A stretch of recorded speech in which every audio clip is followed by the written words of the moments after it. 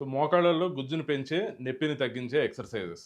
మోకాళ్ళల్లో ఒకసారి గుజ్జు అరిగిపోతే, మళ్ళీ కొత్తగా ప్రొడ్యూస్ చేస్తాం, లేతే అదేదో చేస్తాం, ఇదేదో చేస్తాం అనేది ఇంకా మళ్ళీ నార్మల్‌గా పెరగడం అనేది యూజువల్‌గా జరగదు.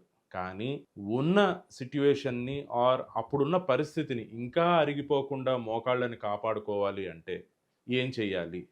అనేది మీకు ఎక్సర్‌సైజ్ రూపంలో చూపిస్తాను. సో, మీరు చక్కగా ఇలాగ స్టూల్ మీద కూర్చొని ప్రతి ఒక్కళ్ళు కూడాను కాళ్ళని స్ట్రెయిట్‌గా ఎత్తండమ్మా. ఇట్లా మోకాళ్ళ దగ్గర స్ట్రెయిట్ చేయండి. ఇంకాస్త పైకి. వేళ్ళు వెనక్కి అనుకొని ఈ పొజిషన్‌ని ఒక 5-10 సెకండ్ల పాటు హోల్డ్ చేసి మళ్ళీ మెల్లగా వదిలేయండి. లోపల దాకా తీసుకెళ్ళండి. మళ్ళీ బయటికి తేండి. బస్. ఈ ఎక్సర్సైజ్ చేసుకొని 15-30 సార్ల మధ్యలో 20 సార్ల మధ్యలో which ever is convenient. Minimum is 15 సార్లు చేసాలి.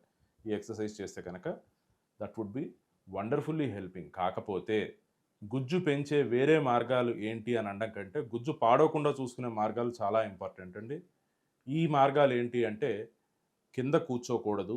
మోకాళ్ళు దగ్గర ఇట్లా కాలు మీద కాలు వేసుకొని కూర్చోకూడదు. అలాగే ఇండియన్ టాయిలెట్స్ వాడకూడదు. ఎస్పెషల్లీ ఇవన్నీ కూడా మోకాళ్ళ అరుగుదల ఉన్న వాళ్ళకి.